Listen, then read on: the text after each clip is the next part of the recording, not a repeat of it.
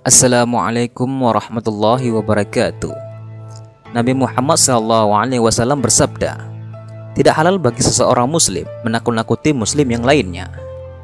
Ibnu Hajar rahimahullah mengatakan, dalam hadis ini mengandung larangan terhadap segala hal yang bisa mengantarkan kepada bahaya, walaupun bahaya tersebut belum pasti terjadi, baik hal itu dilakukan dengan serius maupun bercanda. Tidaklah Nabi Muhammad SAW melarang kita dari bercanda dengan senjata kecuali karena khawatir dari godaan syaitan kepada orang yang beriman.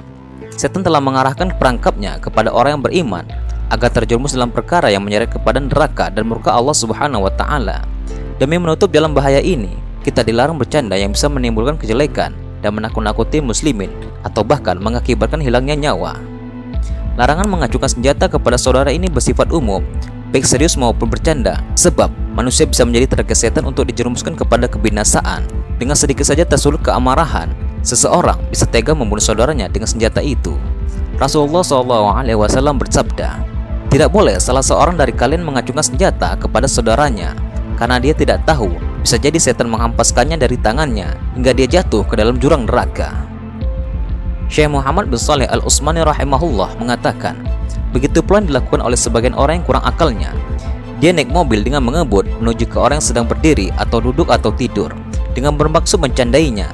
Lalu dia berbelok dengan cepat ketika ia sudah dekat dengannya agar tidak menabraknya. Sering terjadi juga seseorang bermain-main menodongkan pistolnya kepada orang lain yang menyangka pistolnya kosong dari peluru, namun ternyata masih ada sehingga mengakibatkan kematian orang lain. Akhirnya dia pun menyesal karena ternyata masih tersisa padanya peluru setan yang mematikan. Namun apa mau dikata, nyawa orang lain telah melayang karena kedunguannya. Maka ini dilarang, dan ini seperti tindakan mengacukan senjata, karena dia tidak tahu, bisa jadi setan mengambil kendali dari tangannya sehingga dia tidak dapat mengendalikan mobilnya, dan ketika itulah dia jatuh ke dalam jurang neraka.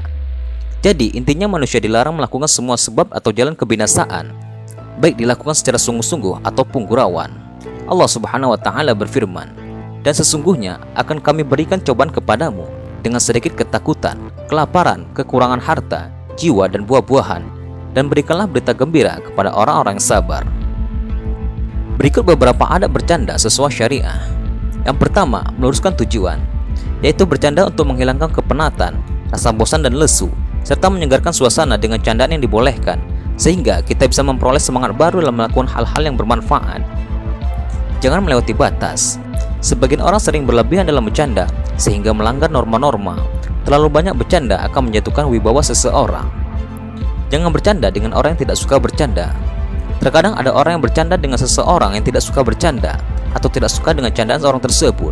Hal itu akan menimbulkan akibat buruk. Oleh karena itu, lihatlah dengan siapa kita sedang bercanda. Jangan bercanda dalam perkara-perkara yang serius, seperti dalam majelis penguasaan, majelis ilmu, majelis hakim, ketika memberikan persaksian, dan lain sebagainya. Hindarilah perkara yang dilarang Allah Subhanahu wa Ta'ala saat bercanda.